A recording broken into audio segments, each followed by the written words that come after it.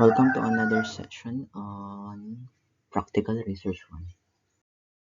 So this will be our class flow in relation to our previous lesson about transcribing and final coding, or I mean initial coding and final coding. So ito na yung kasunod na lesson, and this will be covering Mag 21 and onwards up to the end of the quarter ng fourth quarter.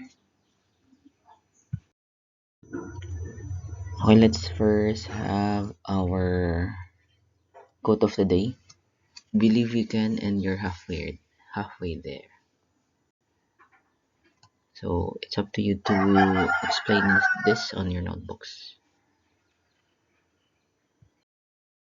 Okay, let's have our word of the day, ephemeral. It refers to something that is short-lived or lasts only for a brief period of time. Something that is fleeting, transitory, or temporary. So how do you use it in a sentence? The beauty of the cherry blossoms is ephemeral, lasting only a few weeks each spring before they fall on trees, or they fall from the trees. Let's have our introduction about our topic. It's about thematic analysis. It's a form of analyzing qualitative data. It involves identifying and analyzing patterns or themes within the data which can provide insights into the research question or topic of interest. So in this particular lecture, we will explore the key steps involved in conducting a thematic analysis.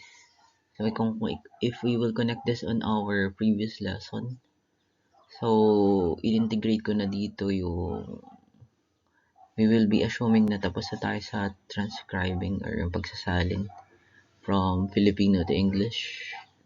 Then, in-integrate ko rin dito sa lecture yung initial coding and final coding. Okay, let's have the first step in thematic analysis. It's called familiarization with the data. So after interviewing your respondents, the first step in conducting a thematic analysis is to become familiar with the data. It involves reading and rereading the data and making notes about key ideas, concepts, and themes that emerge. This process helps to ensure that the researcher has a comprehensive understanding of the data and is able to identify the most important themes. So kahit wala pa namang themes, I think you need to read your data first. So that's the step 1. Let's have the next step. It's called coding. The next step is coding the data. This involves identifying labeling segments of data that relate to specific themes or concepts. So, ito yung initial coding. Meron tayong dalawang klase ng coding. The first one is descriptive coding, which involves labeling segments of data with descriptive words or phrases. So, I think you can say that this is called the initial coding. And the other one is called interpretive coding. Dito naman nagpo-fall yung tinatawag na mga final coding, which involves labeling segments of data with concepts or theories. So, dalawa yan.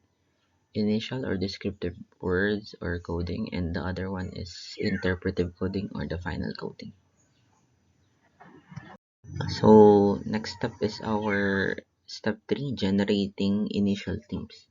Once the data has been coded, the next step is to generate your initial themes.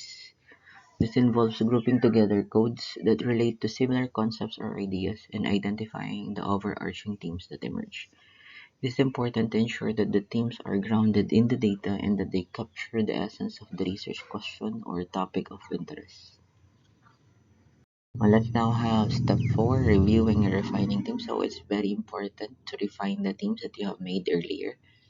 So this involves going back over the data to ensure that the themes are accurate and comprehensive and that they capture all of the key ideas and concepts that are present in your data, in your group's data. It may also involve combining or splitting themes to ensure that they are clear and distinct as possible. So that's reviewing and refining themes. Next one, let's have step 5, defining and naming themes. Once the themes have been reviewed and refined, the next step is to define and name them. This involves developing clear and concise definitions for each theme and giving them names that accurately reflect their content and meaning. So if you do remember, I gave you my dissertation copy from chapters 1 to 5. So in chapter 4, makikita nyo dun yung example nung defining and naming themes. Yung diniscuss ko yung paraan kung bakit ako nag-arrive dun sa mga concept maps. And then I have also explained the concepts maps. So it's very important to connect the themes with the related literature. So don't forget the citations here when you do make your own chapter 4. So meron naman kayong mga examples in my dissertation. Let's now have the last step for your thematic analysis. Writing up the analysis. The final step in conducting a thematic analysis is to write up the analysis. This involves presenting the themes and their definitions in a clear and concise manner, and providing examples of the data that supports each theme. It is important to ensure that the analysis is grounded in the data and that it addresses the research questions, so it's still parallel to your research questions or topic of interest. So step 6 also involves writing your full chapter 4 and chapter 5. So that's the totality of step 6, writing up the analysis. So I think it will be important to reiterate the importance of citing or connecting the themes to your review of literature. Okay, this will be done. This work will be done individually. Please answer the following 5 questions as completely as possible. So we will be using a rubric to grade your work. So completeness, napakahalaga nun.